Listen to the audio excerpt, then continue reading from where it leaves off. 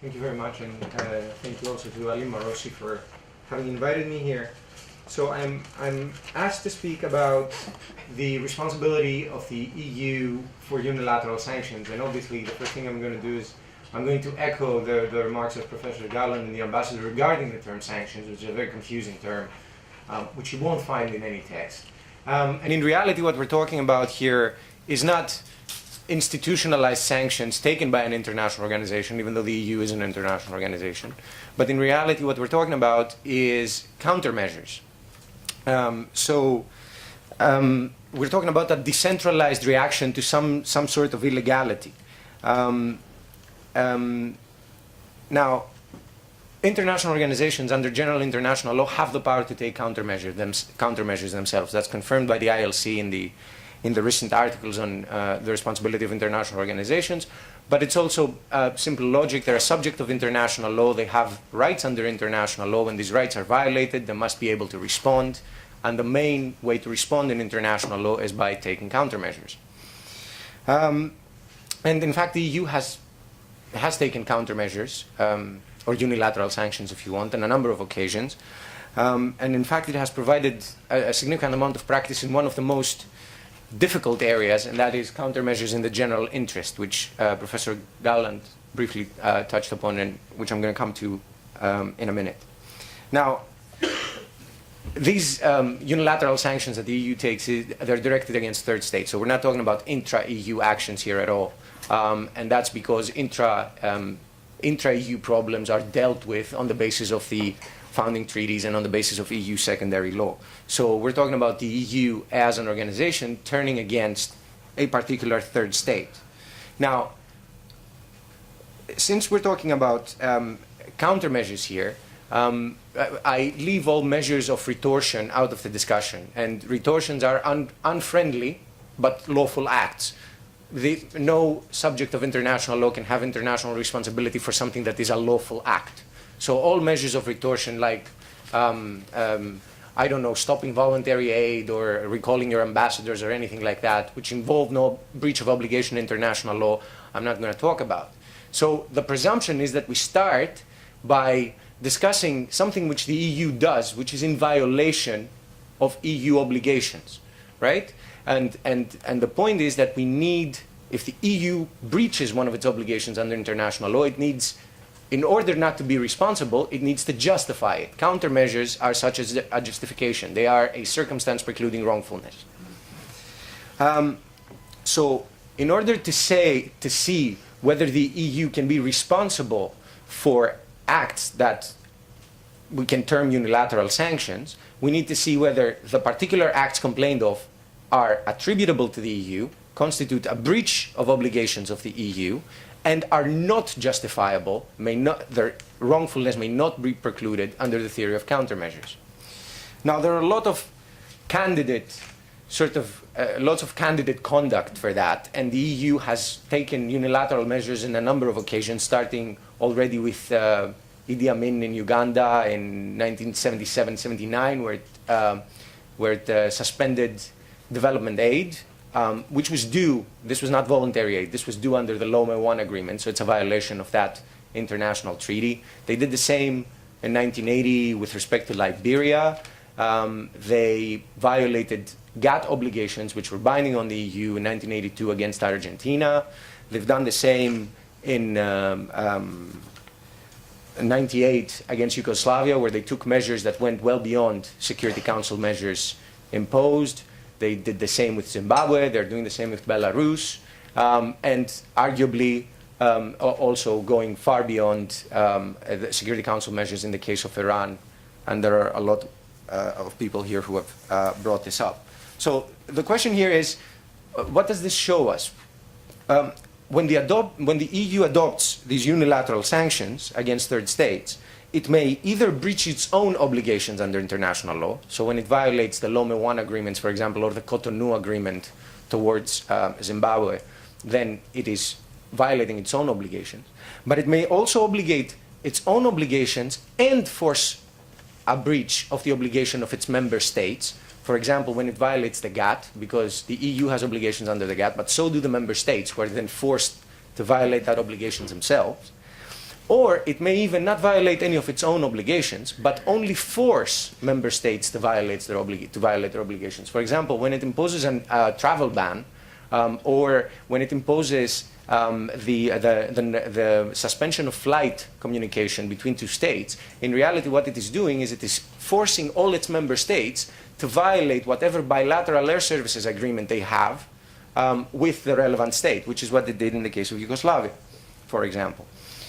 Now, when it breaches its own obligations by, for example, stopping development, suspending development assistance under the Lomé I agreement. Now, this may be very simply be done by a normative act. So the organs of the EU take a decision to stop that aid. There's nothing that needs to be done beyond that. So the attribution in that case, if the violation of the convention is the breach, the attribution is very easy because it's a normative act by an organ of the Union, which is under the rules of international law directly attributable to the Union, and that's the end of story. So we already have our internationally wrongful act. Things get a little bit more complicated when the conduct of the Union is also a breach for the member states, but more importantly, when the normative act is not enough to bring about the breach. So for example, if you impose asset freezes in violation of the Cotonou Agreement, or if you impose measures in violation of the General Agreement on Tariffs and Trade, and so on and so forth, the decision is not enough. This needs to be implemented in order to take effect. And it needs to be implemented by organs of the member states, because the EU doesn't have any operational capacity of itself. All it can do is it can put words on paper and give them binding force. But it is the organs of the member states that need to implement these things on the ground. To freeze the assets, you need an act of the Treasury, you need direction to the banks, and so on and so forth. So the question there is, whose conduct is at play? Can we attribute the conduct of member states in implementation of a decision of the EU to the EU? We need to do that if we want to say that the EU is responsible. Right? Now, the ILC in the articles on responsibility of states on responsibility of international organizations says that we cannot. It says that, in fact, for the act of an organ of a state to be attributable to an international organization, the international organization must be effectively controlling that conduct on the ground, as the ICJ required in the Nicaragua case in a different context. But that type of effective control on the ground, which the ICJ said in the Nicaragua case you weren't able to prove. And that's because effective control on the ground is a very difficult thing to prove. In fact, it has never been accepted that any entity has been under effective control by any other entity, as far as I am aware. Now, the argument is that this is wrong. That in reality, when an international organization, so in the context of states it may work, but in the context of international organizations it doesn't work. And that's because international organizations mainly work by obliging states to do stuff. That's what they do. The Security Council cannot act by itself. It obliges states to do certain things. The EU cannot act in the physical world by itself. It obliges states to do things. Effectively, it is controlling the states through a normative act. That's effective normative control. It's the exact same thing, except it happens on the normative level. So when the EU imposes an obligation to, say, the UK to blacklist Bank Melat, the UK is effectively controlled by the EU. There's nothing that they can do except blacklist Bank Melat. Otherwise, they become responsible themselves towards the EU. And the same thing happens with Security Council sanctions. Like, for example, Cadi.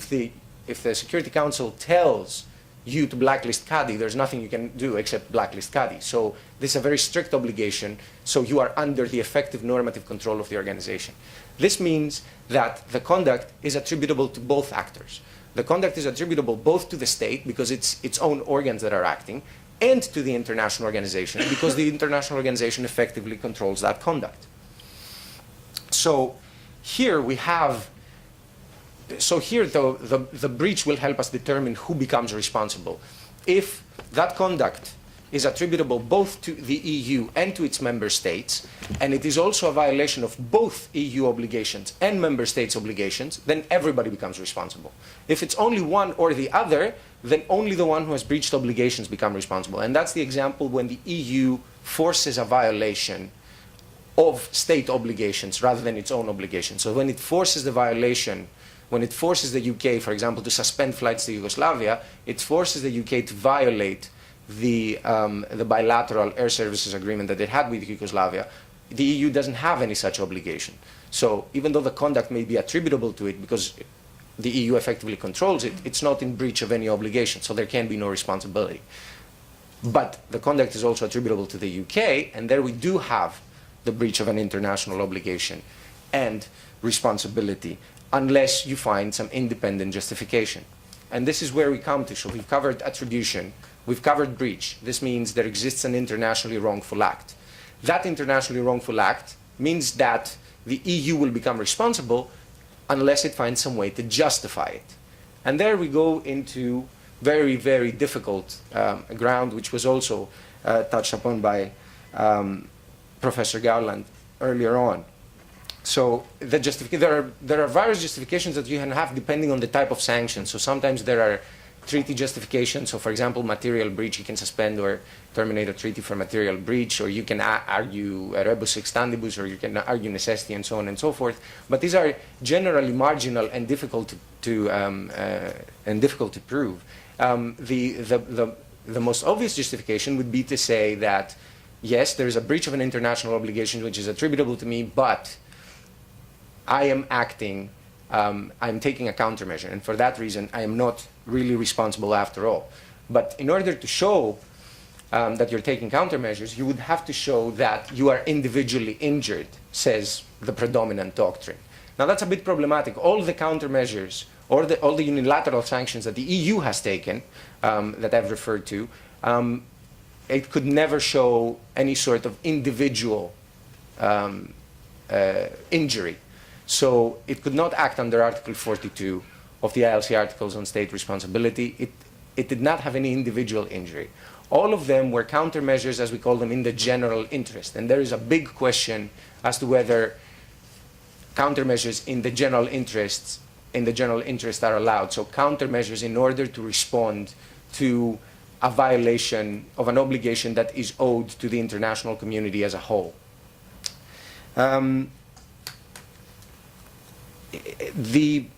I have to say that the ILC didn't respond. In Article 54, it basically told us nothing. It told us states can take lawful measures, so international organizations can take lawful measures. That's redundant. Of course they can take lawful measures. You don't need the ILC to tell you that you can take lawful measures. So the question is still wide open. The special rapporteur said that the practice was embryonic, but in fact, of countermeasures in the general interest. But in fact, if you look at the practice, you'll see that it's anything but embryonic. I'm not saying whether it's good or bad, but it's definitely not embryonic. Most of the practice that we have in countermeasures has been in the field of countermeasures in the general interest. So I would say that in principle, we need to accept that states and international organizations can take such countermeasures in the general interest. But even if they do, there are a number of other things that they need to comply with. One is respect for human rights obligations, which may not be targeted by countermeasures. And that's a very, very significant limitation. And we've heard all sorts of allegations about whether the various measures comply with human rights obligations. The second is proportionality, and that's the most difficult thing.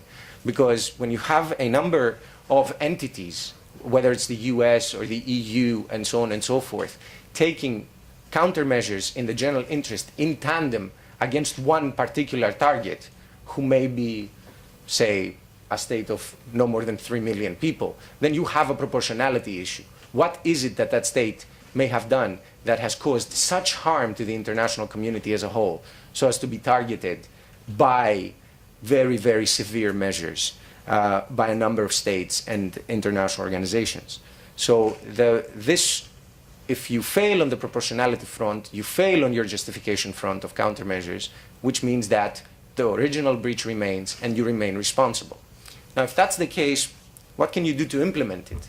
And here the situation is a bit more difficult with respect to the EU. Obviously, you have the diplomatic level, but that rarely ever works because when we reach countermeasures, diplomacy has already broken down to some extent.